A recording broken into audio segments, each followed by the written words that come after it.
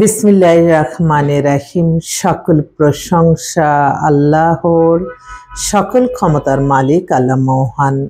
আসসালামু আলাইকুম আমার প্রাণ প্রিয় সকল আপনজন, কেমন আছেন? আমি আপনাদেরই সামান্য একজন কান্তা আপা আবারও চলে আসলাম আপনাদের মাঝে। আজকে 26/2/2025 সাল। আল্লাহর নামে কাজ শুরু করিলাম।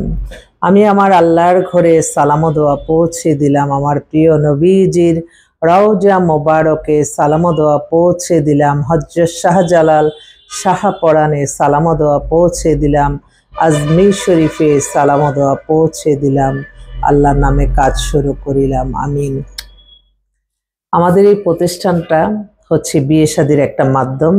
আপনাদের যাদের ঘরে বিবাহযোগ্য ছেলে মেয়ে আছে, ইনশাল্লাহ আপনারা আমাদের প্রতিষ্ঠানের সরাসরি অফিসে চলে আসতে পারেন।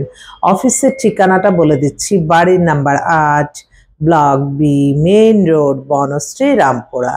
মোবাইল নাম্বারগুলি বলে দিচ্ছি 01971860261। সকল প্রশংসাই আল্লাহর, কেউ অধৈর্য হবেন না ইনশাল্লাহ।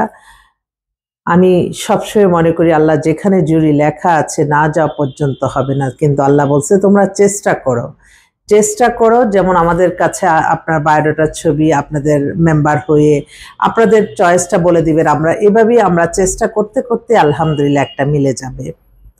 তো আপনারা আসবেন। এক ভাই ফোন করছে। জি, আসসালামু আলাইকুম ভাই। জি ভাই, ওই তো আমার একটু কম্পিউটার যে পরিচালনা করে ও একটু বাড়িতে গেছে দেখে আমি সিভি গুলি আপনাকে পাঠাই নাই, আজকে পাঠাবো। আচ্ছা, মেয়ের কি ও কি কোনো জব করতেছে ভাই? জব এখন কথা হলো না, জবের জন্য এখন ও তো ইঞ্জিনিয়ার, তাই না? Engineer plus MBA. বাহ, তো খুবই ভালো। তো ঠিক আছে, আমি তাহলে আমি অফিসে আসছি, তো এখন আমি মিলাই আমি সিভি গুলি পাঠাই দিচ্ছি। ওকে, ঠিক আছে ভাই, ঠিক আছে। এই ভদ্রলোক অনেক বড় ডাক্তার। ওনার মেয়ে নামমাত্র একটা ডিভোর্স হয়ে গেছে। বয়সটা হচ্ছে 99 ডেট অফ বার্থ। হ্যাঁ, সেইভাবেই ওর জন্য একটা ভালো ছেলে চাচ্ছে শুনলেন। তো এই মুহূর্তে আসলে আমার বেশ কয়েকটা পাত্র ভালো বেটার কিছু চলে আসছে, তাদের জন্য আমি পাত্রী আহ্বান করছি। ছেলের হচ্ছে date of birth 86, height 5 feet 6। মাত্র মনে হয় 10-12 দিনের একটা সম্পর্ক হয়েছিল, ডিভোর্স হয়ে গেছে। ছেলেটা মালয়েশিয়া একটা কোম্পানিতে আছে। তাদের বাসা হচ্ছে উত্তরাতে। 5 লাখ টাকার মতো বেতনই বাংলাদেশে পায়, খুব ভালো অবস্থানে। তো ওরা একটু ইমার্জেন্সি পাত্রী খুঁজছে, ডিভোর্সে তার আপত্তি নাই। আরেক ভাই উনি লন্ডনে থাকে, ওরও ডেট অফ বার্থ 86, হাইট আবার এটা 5 ফিট 6। ছেলে এখন দেশে আসছে বিয়ের জন্য, এমবিএ করা, ওখানে অনেক ভালো চাকরি করে। ছেলেও দেখতে হ্যান্ডসাম, ওর জন্য একটা ভালো মেয়ে চাচ্ছে। আরেকটা বোন, তার ছেলে হচ্ছে কানাডায় সিটিজেন। ছেলে date of birth 89, height 5 feet 6।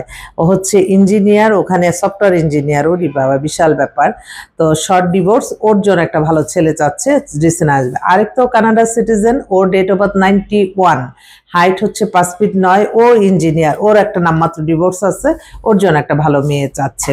আরেক ভাই, ওনার ওয়াইফ মারা গেছে অ্যাক্সিডেন্টে, ব্যাংকের অনেক বড় অফিসার, ঊর্ধ্বতন কর্মকর্তা। ওরও date of birth 86, height 5 feet 7। ওর জন্য একটা ভালো মেয়ে চাচ্ছে। আরেক ভাই, ওনার ছেলের হচ্ছে date of birth 92, height 5 feet 7। ছেলে হচ্ছে এমবিএ করা, অনেক বড় একটা জবও করতেছে, ঢাকায় নিজস্ব বাড়ি গাড়ি সবকিছু আছে। ওর জন্য একটা ভালো মেয়ে চাচ্ছে। আরেকটা ভাই, ও হচ্ছে ডাক্তার, ও ডেট অফ বার্থ লেখে নাই, 35 বছরের বয়স, 5 ফিট 7।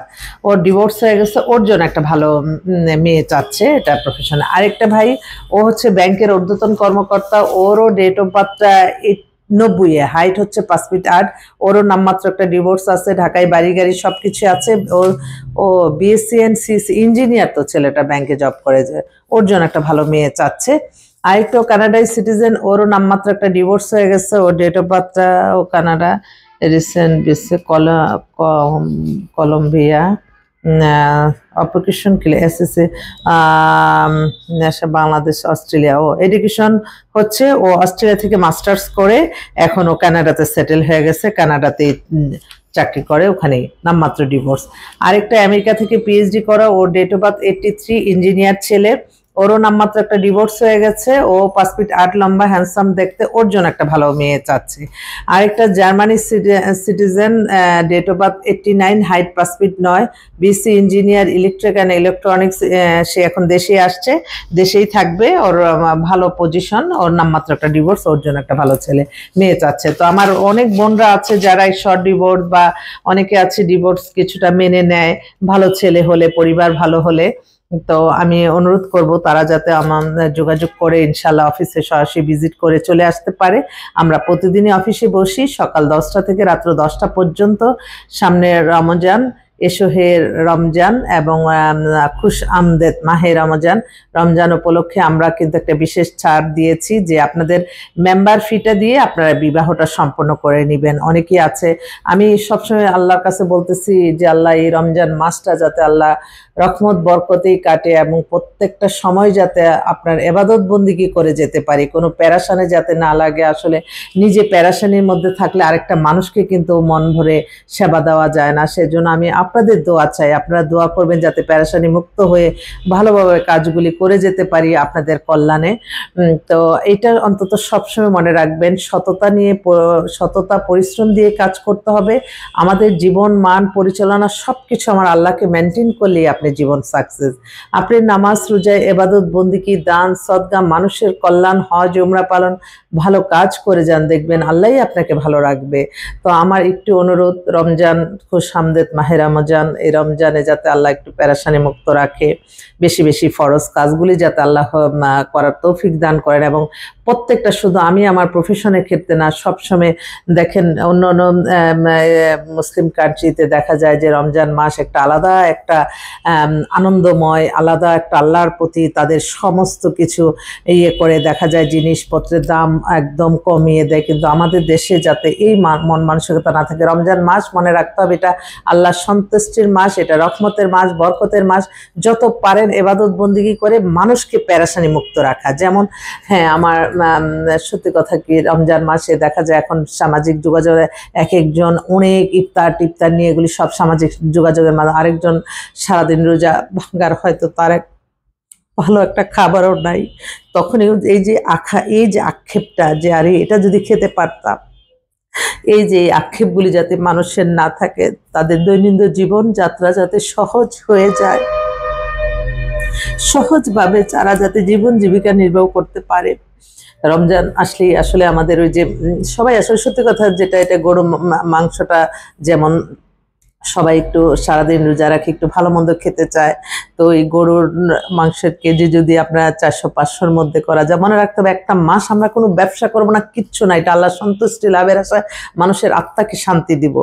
আমরা জাকাত ফেরতা জানমালের আমরা অর্থ দিই না, ঠিক তদ্রূপ আপনার মানুষকে শান্তি দিবেন। মনের শান্তি হচ্ছে বড় শান্তি। তো এটা আমি আমার নিজের কষ্টের জন্য আমি বললাম যে আমার সবসময় মনে হয় যে আল্লাহ অর্থবিত্তর মালিক আসলে বানালে আমি মনে করি আমি সকল মানুষের জন্যই করব। এটা প্রত্যেকটা অর্থ ক্ষমতাবান ব্যক্তিদের এই মেন্টালিটি হওয়া উচিত। আল্লাহর কাছে তো শুকরিয়া করতে করতে শেষ করার কথা যে আল্লাহ আপনি এই অর্থ দিয়েছেন, এই ক্ষমতা দিয়েছেন, যতক্ষণ পারি আমি জানা অজানা আত্মীয় স্বজন হলেই যে করব, নিজের প্রতিবেশী হলে কিছু না, মানে সবাইকে নিয়েই ভালো থাকবো, এই মেন্টালিটি করেন। দেখেন অর্থবিত্ত আপনারা জমা নিলে, এখন যে একটা ডিসিশন চালু হয়েছে, আপনি হাই ফাই করে কোটি টাকা খরচ করে বাড়ি করলেন, আপনি ক্ষমতায় নাই, ওইটা কিন্তু শেষ করে দেয় আগুনে। অতএব চিন্তা ভাবনা করে এখন সব কিছু করবেন, কোনো অন্যায় কোনো কিছু করবেন না। অন্যায় করলে তার প্রায়শ্চিত্ত কোনো না কোনোভাবে মানে দুনিয়াতে আল্লাহ দেখাই দেয়। তো সবাই ভালো থাকবেন, দোয়া করবেন সবাই, আল্লাহ যাতে সুন্দরভাবে আপনাদের জন্য কিছু করতে পারি। সবাই ভালো থাকবেন। আসসালামু আলাইকুম।